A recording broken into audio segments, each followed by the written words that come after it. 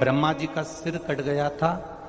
काल भैरव को भगवान शंकर ने प्रकट कर दिया था और काल भैरव ने जाकर ब्रह्मा जी को अपने हाथ की उंगली का नख तोड़कर उनका शीश काट दिया था।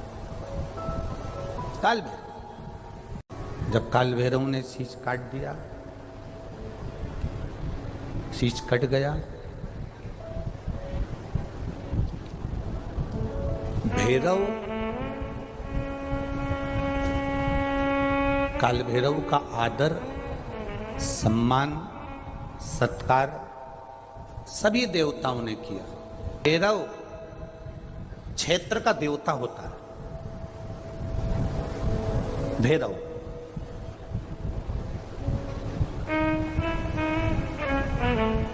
64 तरह के भैरव होते हैं। कितने तरह के? 64। 64 तरह के भैरव होते हैं और 64 तरह के भैरव, जितने भैरव होते हैं उतनी भैरवी होती है, क्योंकि शिव के साथ शक्ति जरूरी है, भैरव के साथ भैरवी जरूरी है, क्योंकि भैरव शंकर भगवान का एक अंश रूप है, क्योंकि शिव ने उसको प्रकट करा। हाँ, दुनिया के लोग भले भैरव जी को बदनाम करने में लगे, ये तो शुरू से चला आ रहा है। भैरव जी को कोई बीड़ी पिला देता है, कोई सिगरेट पिला देता है, कोई कह देता है कि भैरव बाबा को तो बीड़ी दे दो, भैरव बाबा को तो सिगरेट दे दो। ये ढोंग और प्रपंच मेरे शंकर की कथा में नहीं है।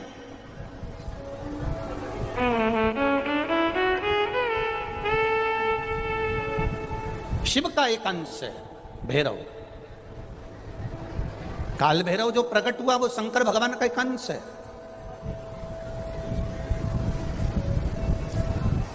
काल भैरव जो प्रकट हुए वो शिव का एक अंश रूप है। और काल भैरव जब प्रकट हुए, सारे देवताओं ने उनका आदर करा, इंद्र ने उनका सम्मान करा, इंद्र उनकी सेवा में लगे, वायु देव, गरुण देव, वरुण देव, जितने भी देवता हैं सब ने उनका आदर करा। अब आदर करते करते करते करते माता लक्ष्मी जी ने भी काल भैरव को निमंत्रण दिया। जरा सुनिएगा, बहुत सुंदर कथा है पुष्कर राज की। इस कथा को अपनी जिंदगी में उतारना जरूर। काल भैरव का निमंत्रण माता लक्ष्मी जी ने दिया और माता लक्ष्मी जी ने काल भैरव को निमंत्रण दिया कि काल भैरव आप बैकुंठ में पधारो और बैकुंठ की भूमि को आप पधार कर आनंदित करिए। तो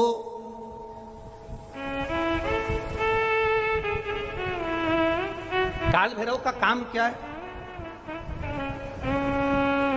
काल भैरव का कार्य क्या है? ये यहाँ राजस्थान की भूमि पर तो वैसे भी भैरू जी के मंदिर बहुत है। बोलो सही है कि गलत है? और पूरी दुनिया में जितनी भी, पूरी भारत की भूमि पर दुनिया के लोग कहीं पर भी लें, कहीं पर भी रहें, पर भैरू पूजने के लिए हमारे राजस्थान में आते जरूर हैं। भले वो कभी भी आए, पर राजस्थान में आकर भैरू पूज कर जाते ही।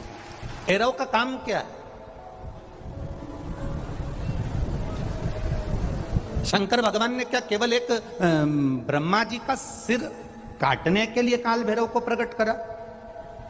केवल एक कार्य के लिए ब्रह्मा जी ने, भगवान शिव जी ने काल भैरव को प्रकट करा? केवल एक काम के लिए? नहीं, मेरा भोलेनाथ एक कार्य के लिए काल भैरव को कभी प्रकट नहीं कर सकता, क्योंकि मेरे भोलेनाथ ने जब जब जो काम किया है वो संपूर्ण ब्रह्मांड के कल्याण के लिए किया है। इसलिए ब्रह्मा के सिर काटने के लिए, अकेले केवल ब्रह्मा का सिर काटने के लिए भगवान काल भैरव को प्रकट नहीं कर सकते। तब काल भैरव के प्रकट होने का कारण क्या है? भैरव के प्रकट होने का कारण क्या है? भैरू जी के प्रकट होने का कारण क्या है? भैरव प्रकट क्यों हुए हैं? तो शंकर भगवान जब काल भैरव जब नारायण के यहाँ बैकुंठ में गए और भगवान बैकुंठ में जब पहुंचे तो लक्ष्मी जी ने भगवान नारायण से पूछा, प्रभु मेरे मन के संशय को मिटाइए, ये भैरव प्रकट क्यों हुए हैं? केवल ब्रह्मा का सिर काटने के लिए?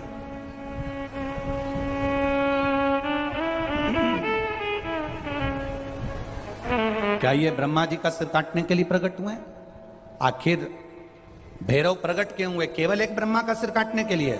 भगवान विष्णु ने कहा नहीं, केवल ब्रह्मा का सिर काटने के लिए काल भैरव नहीं प्रगटे। लक्ष्मी सुनो, आज मैं तुम्हें सुनाता हूं काल भैरव भगवान शंकर ने क्यों प्रकट करा। उसका कारण केवल एक है। जब देव अधिदेव महादेव अपने नेत्र बंद कर कर बैठ जाते हैं और समाधि में लीन हो जाते हैं, साधना में लीन हो जाते हैं, तब काल भैरव का दायित्व बढ़ जाता है। भैरव का दायित्व बढ़ जाता है। और भैरव का क्या दायित्व बढ़ता है? तो सुनो लक्ष्मी, भैरव का दायित्व यह बढ़ जाता है कि जो शंकर के शिवालय में पहुंचता है, जो शंकर के शिवालय में पांव रखता है, जो शंकर के शिवालय में अंदर पहुंचकर शिवालय में अपना चरण रखते रखते रखते रखते दहली से जब अंदर जाता है और शिवालय में शंकर भगवान के शिवलिंग की आराधना करता है, जल चढ़ाता है, शमी पत्र चढ़ाता है, बेल पत्र चढ़ाता है, कमल पुष्प चढ़ाता है, भगवान की श्रृंगार कर कर चंदन अबीर गंध से जो पूजन करता है भगवान की जब वो अंदर प्रवेश करता है तो भैरव का दायित्व ये हो जाता है कि उसके दुख को भैरव उसी समय पर भक्षण कर लेता है और उसको सुख देकर भेज देता है। ये भैरव का। तो लक्ष्मी जी के मन में एक प्रश्न खड़ा हो गया, शिव जी के मंदिर में तो कहीं भैरव का दर्शन ही नहीं होता। आपके यहां पर शंकर जी के मंदिर हैं, आपको भैरव का दर्शन हुआ है कहीं? शिव जी के मंदिर में भैरव का दर्शन होता ही नहीं है। तो फिर शंकर भगवान के मंदिर में जब भैरव का दर्शन नहीं होता, शंकर भगवान के मंदिर में जब भैरव दिखता नहीं है, तो हमारे दुख का भक्षण, हमारे दुख को कैसे वो खा जाता है, हमारे दुख को कैसे वो समाप्त कर देता है। फिर वो भैरव हमें दिखता तो है ही नहीं। आखिर फिर वो भैरव गया था, वो भैरव किस जगह पर है? भगवान नारायण ने लक्ष्मी से कहा, सुनो लक्ष्मी, भगवान शंकर के दरवाजे के दो द्वारपाल हैं, मणिभद्र वीरभद्र। दरवाजे के, भगवान शंकर के दरवाजे के दो द्वारपाल हैं। और सुनो लक्ष्मी, वो दो द्वारपाल भगवान शंकर के दरवाजे के हैं। भैरव को शंकर भगवान ने अपनी ऊपर की चौखट का मध्य भाग काल भैरव को दिया है। जिस समय भक्त भगवान को एक लोटा जल चढ़ाने के लिए मंदिर में गर्भगृह में प्रवेश करता है, जिस समय एक लोटा जल चढ़ाने के लिए भक्त शंकर का ओघड़ी का भक्त जब मंदिर के अंदर शिवालय में प्रवेश करता है, तो वो चौखट की जो छाया होती है वो भक्त के सिर पर पड़ती है। जब वो जल लेकर अंदर प्रवेश करता है, उसके जीवन में जो दुख होता है वो काल भैरव ऊपर की ऊपर खींच लेता है और उसको भक्ष कर जाता है। ये भैरव का कर जाता है, ये भैरव का तत्व।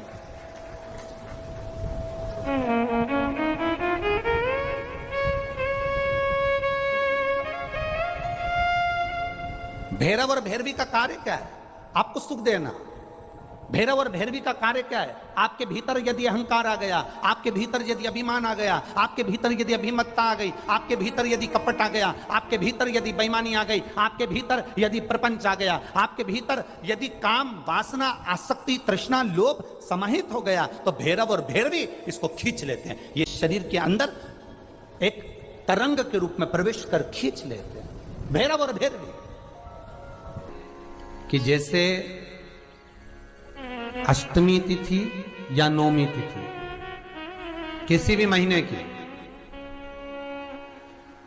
चाहे शुक्ल पक्ष की हो चाहे कृष्ण पक्ष की हो, अष्टमी और नौमी तिथि ये दो तिथियां ऐसी हैं, मान लो तुम्हारा पैसा तुमने किसी को दिया, 5 लाख 4 लाख 3 लाख 10 लाख 8 लाख 2 लाख 50,000 25,000 20,000 40,000 और वो पैसा नहीं दे रहा।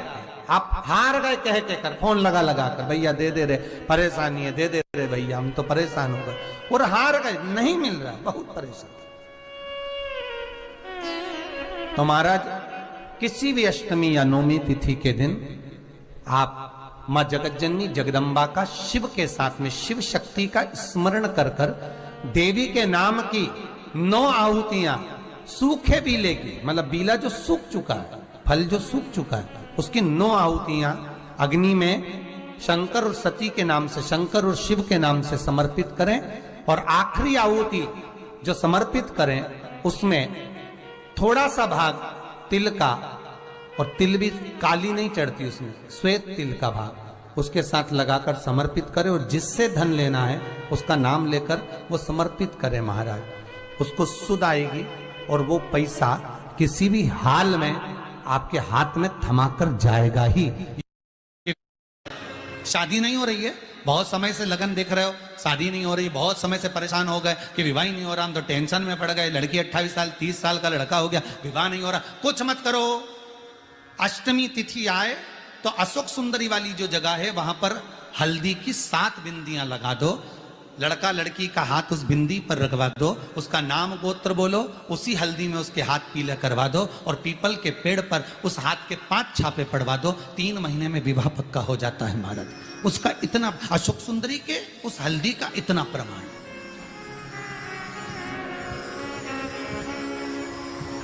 3 माह के अंतर्गत विवाह नक्की होगा।